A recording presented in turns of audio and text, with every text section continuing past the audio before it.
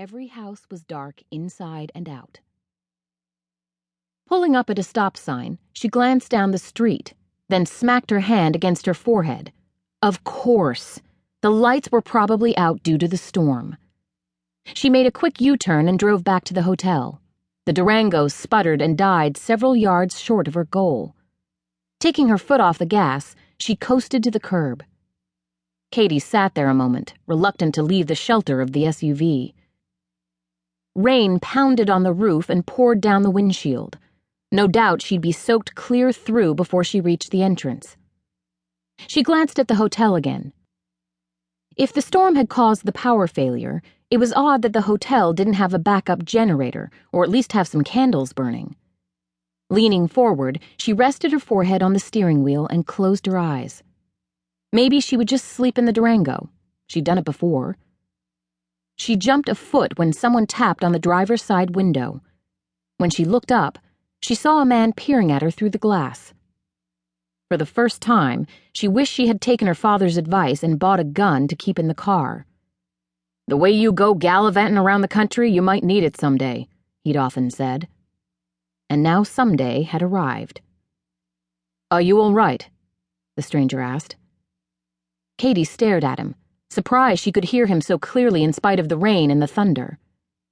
"Fine, thank you," she said. "Except I'm out of gas. Is there a station nearby?" "Just the one, and it's out of business." Kadie frowned. She'd seen cars in the driveways. Where did they buy gas? "You're going to freeze to death in there," he said. "There's a tavern down the street that's open late. You can warm up inside." Kadie shook her head.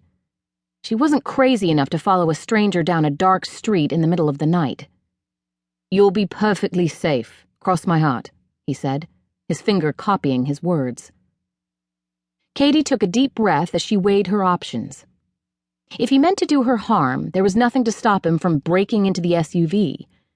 And she was cold and getting colder by the minute. Lightning lanced the clouds. A rumble of thunder shook the car. "They have hot coffee," he added. That did it. Grabbing her purse and the keys, she pulled the hood of her jacket up over her head and unlocked the door. She was careful not to get too close to him as they walked down the street. The bar was only a half block from the hotel. Kadie hesitated when the stranger opened the door. Then, taking a deep breath, she stepped inside. Warmth engulfed her. The light from a dozen flickering candles revealed a large room dominated by a bar that ran the length of the back wall. A number of booths lined one side of the room. A dozen small, round tables occupied the other side. She felt suddenly self-conscious as 5 men and a woman turned to stare at her. Ignoring them one and all, she followed her companion to an empty table. "Here, let me take that," he said as she shrugged out of her wet jacket. Kadie murmured her thanks as he draped it over the back of an empty chair, then took the seat across from hers. A tall, skinny woman who looked almost anorexic approached the table on silent feet. "Do you want anything else besides coffee?" Kadie's companion asked. When she shook her head, he ordered a glass of wine for himself, and the skinny woman walked away as silently as she had appeared. Kadie clasped her hands in her lap, looking everywhere but at the man across from her. "I'm Derek." He had a faint English accent.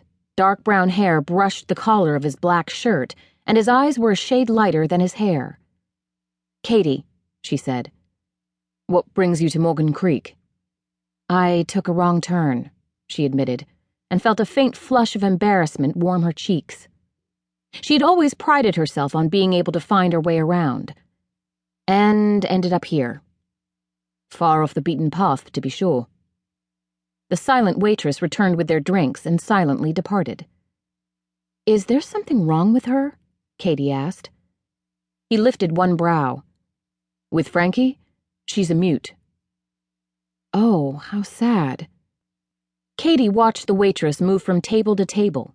The woman never smiled at anyone. "You'll be needing a place to spend the night," Derek said, drawing Kadie's attention once more.